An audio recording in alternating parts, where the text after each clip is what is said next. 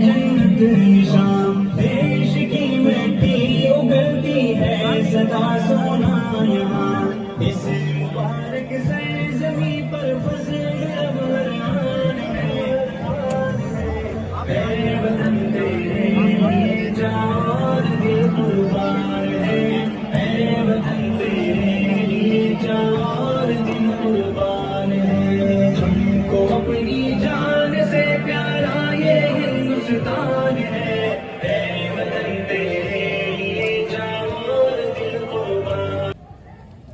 اس مبارک دن اور دیش کا اہم تہوار 15 اگست کی تقریب میں خوبصورتی پیدا کرنے والی شخصیات جو اگلی نشست میں تشریف فرما ہے اس میں ہندو رہنما بھی ہیں، سکھ رہنما بھی ہیں اور علاقے کے معزز فکر مند حضرات بھی ہیں اور ہمارے مدرسے کے استاد بھی ہیں اور طالب علم بھی. سبوں کی خدمت میں میرا سلام پہنچے. حضرات، 15 اگست کی دن کی اہمیت اور اس کے تقاضوں پر ایک استاد ہونے کی حیثیت سے میں کم اور ہمارے شاگردوں نے، بچوں نے جو اظہار خیالات اور حقیقت کو پیش کیا ہے وہ بے انتہا قابل احترام اور بہت کافی ہے. ابھی جنہوں نے بھی بیان کیا 2-3 کے علاوہ سارے اس مدرسے کے چھاتر ہیں اور چھاتر رہے ہیں جنہوں نے 15 اگست کی ہسٹوری آپ حضرات کے سامنے پیش کی. میں نہ دہراتے ہوئے عرض کرنا چاہتا ہوں کہ ملک کی آزادی میں ان دنوں جن لوگوں کا نام پیش کیا جاتا ہے، اخبارات کے پنے دیکھیں آپ،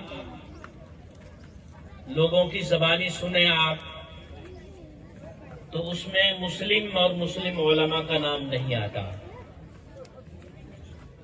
میں اپنے مہمانوں کے سامنے اس پر زیادہ نہیں بولوں گا کہ کہیں بولنے میں شکایت سمجھنے لگے، جبکہ میں ایک ہسٹری بیان کر رہا ہوں کہ اخبارات واٹس ایپ میں پڑھ رہا ہوں کہ 15 اگست 1947 میں ہمارا ملک آزاد ہوا. اس آزادی میں جن لوگوں کا نام پیش کیا جاتا ہے ان میں مسلمانوں کا نام نہیں آتا. یہ ہسٹری کے ساتھ، سچائی کے ساتھ ایک گھنونا انداز ہے. کبھی بھی ہسٹری کے پنے کو بدلنے کی کوشش کرنا نہیں چاہیے. یہ بہت گھٹیا چیز ہے. بنیاد کے اینٹ کو اگر لوگ اکھاڑنے لگیں گے تو یہ عمارت گر جائے گی. اور سچا وطن پرست لوگوں کی پہچان یہ ہے کہ جہاں گاندھی جی کا نام آئے، چندر بوس جی کا نام آئے اور لوگوں کا نام آئے، وہاں مولانا ابوالکلام کا نام بھی آنا چاہیے، شیخ الہند کا نام بھی آنا چاہیے. میں اس برادری کے لیے گفتگو کر رہا ہوں کہ ایسا مناسب اور اچت نہیں ہے. ہمارے دل تو بالکل خدا کا شکر ہے، پاک ہے کہ سارے رب کے بندے ہیں. یہ دھرتی خدا کی ہے، بسنے والے خدا کے بندے ہیں. ان کے ساتھ کوئی غیر اچت معاملہ کرنا، غلط سوچنا، اس سے زیادہ پاپ کوئی نہیں، کوئی چیز نہیں ہے. آپ نے یہ بات سنی ہوگی مہمان حضرات کہ چاندنی چوک سے لے کر خیبر تک کوئی ایسا درخت نہیں تھا جو مدرسے کے پڑھے ہوئے عالموں کی گردن وہاں لٹکائی نہ ہو انگریزوں نے. 3 لاکھ قرآن کریم کو بوری میں بند کر کے اس کو جلایا گیا اور مولانا لوگوں کو لاہور کے جامع مسجد کے پراگمن میں بوری میں بھر کر مٹی کا تیل چھڑک کر ان کو جلایا گیا. بلا شبہ اس ملک کی آزادی میں ہندو مہان شخصیات، سکھ مہان شخصیات، عیسائی اور مسلمان سارے شریک ہیں۔ ضرورت اس بات کی اب ہے حضرات، ضرورت اس بات کی ہے جو آزادی ہمیں ملی ہے اس کو سنبھال کے رکھا جائے اور اس کی حفاظت کی جائے۔ آج دیش میں ہمارے عالی جناب نریندر مودی صاحب وزیر اعظم ہندوستان بڑی سوجھ بوجھ کا فیصلہ کیا کہ ہر گھر ترنگا۔ کیوں ہو ترنگا ہر گھر میں؟ ترنگا کی اہمیت اسلام میں بھی ہے۔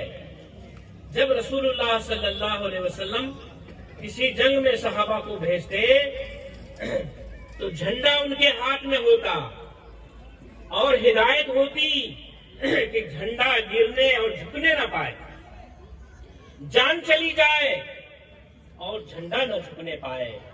یہ اسلام کی ہسٹری میں سے ہے۔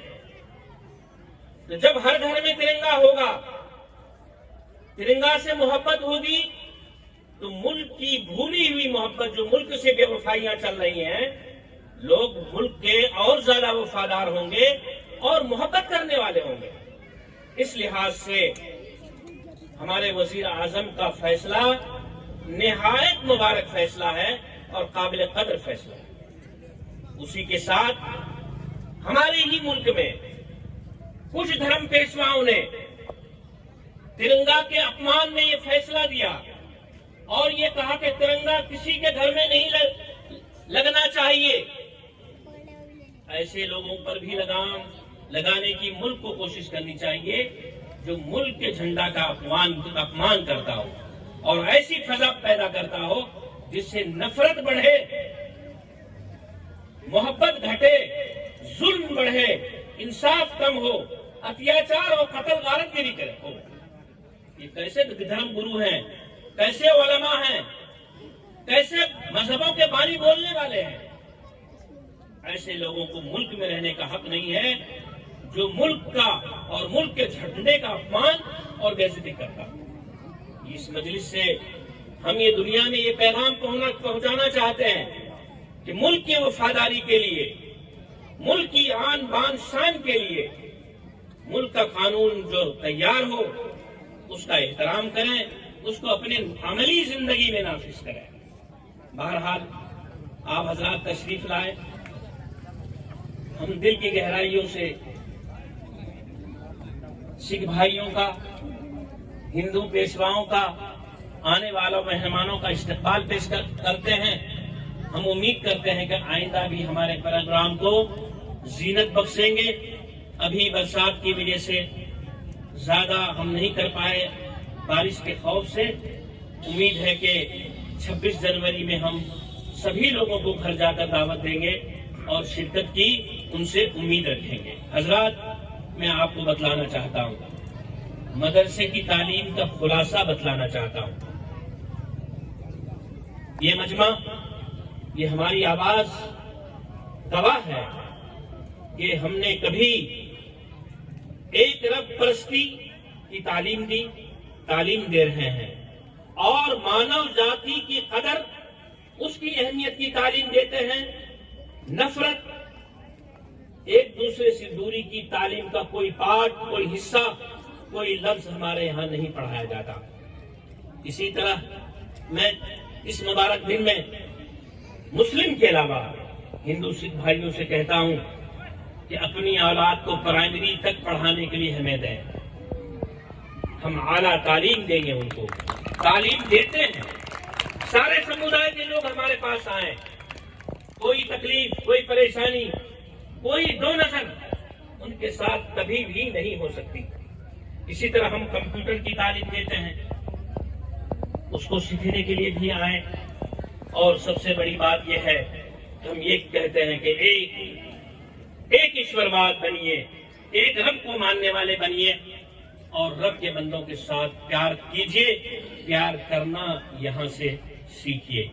بہرحال آپ حضرات نے بڑی زحمت گوارا فرمائی، ہم آپ کا شکریہ ادا کرتے ہیں۔ تنا رہے رحمتوں کا شامیانہ مبارک، آپ کا تشریف لانا۔ جے ہند، جے بھارت۔ بہت خوب۔ اب حضرت کے بیان کے بعد میں اپنے پروگرام کا اختتام کرتے ہیں، اور جو مہمان تشریف لائے ہوئے ہیں وہ لڈو لے کر کے جائیں، اسی طریقے سے ہمارے طلبہ بھی لڈو لے لیں۔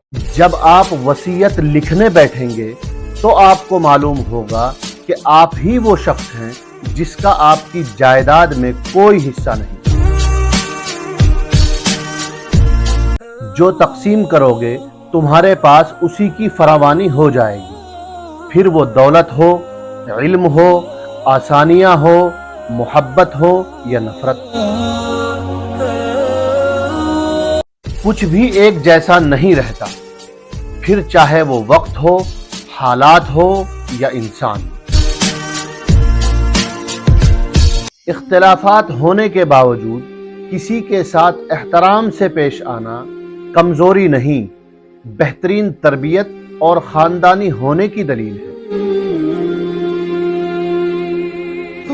کچھ لوگ خود کو انسان نہیں فرشتہ سمجھنے لگتے ہیں اور ان کے کام بھی فرشتوں جیسے ہوتے ہیں، یعنی دوسروں کے گناہوں اور برائیوں کا حساب رکھنا۔ کئی بار مرد بھی جلا دیے جاتے ہیں اس جہیز کی آگ میں جو اس نے کبھی مانگا ہی نہیں۔ چراغ اس لیے قابل احترام ہوتا ہے کہ وہ دوسروں کے لیے جلتا ہے، دوسروں سے نہیں جلتا۔ اپنی اولاد کو اپنا دوست بنا کر اچھا انسان بنا دو، ورنہ برے لوگ انہیں اپنا دوست بنا کر برا انسان بنا دیں۔ گنہگار کی گردن میں ایک زنجیر ہے، اس کو اس زنجیر سے کوئی نہیں چھڑا سکتا مگر استغفار اور توبہ۔ چلو آؤ کرتے ہیں توبہ کے سجدے۔ عاجزی جتنی بڑھتی ہے ایمان اتنا ہی مضبوط ہوتا ہے، تکبر جتنا بڑھتا ہے ایمان اتنا ہی کمزور ہو جاتا ہے۔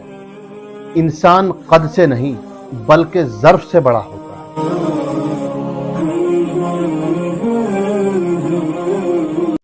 2 دن کی زندگی ہے، 2 اصولوں پر گزار دو، رہو تو پھولوں کی طرح، بکھرو تو خوشبو کی طرح۔ زندگی کی مثال ہم لوڈو کے دانے سے بھی سمجھ سکتے ہیں۔ امید ہمیشہ 6 کی رہتی ہے، پر 1 بھی آ جائے تو چلنا پڑتا ہے۔ خدا کی جنت میں جانے کا صرف ایک ہی راستہ ہے، لوگوں کی زندگیوں کو جہنم بنانا چھوڑ دو۔ میرے مولا، میرے مولا۔ اگر باپ آپ کے ساتھ ہے تو پھر کسی چیز کی ضرورت نہیں ہوتی، کیونکہ باپ ایک درخت کی مانند ہوتا ہے، پھلدار نہ بھی ہو سایہ ضرور دیتا ہے۔